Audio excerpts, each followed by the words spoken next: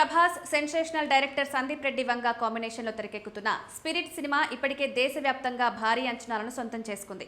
Arjun Reddy, animal వంటి చిత్రాలతో తన ప్రత్యేకమైన స్టైల్ నిరూపించుకున్న వంగ ఈసారి ప్రభాస్ ను పూర్తిగా కొత్త కోణంలో చూపించేందుకు సిద్ధమవుతున్నాడు. ఈ సినిమాలో ప్రభాస్ పవర్ఫుల్ పోలీస్ ఆఫీసర్ పాత్రలో కనిపించనున్నారని సమాచారం.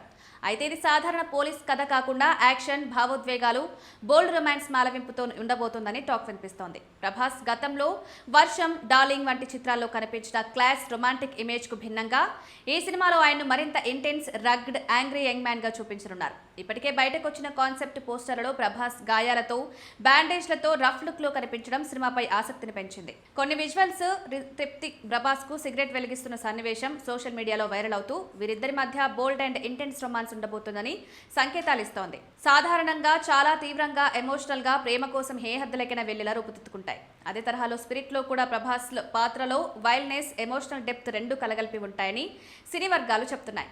ఈ చిత్రం ప్రభాస్ కెరీర్ లో ఒక కీలక మలుపు అవుతుందని అభిమానులు భావిస్తున్నారు. ఒక కొత్త తరహా పాత్రలో ప్రేక్షకుల ముందుకు తీసుకురావడానికి వంగ ప్రత్యేక శ్రద్ధ తీసుకున్నట్లు తెలుస్తోంది.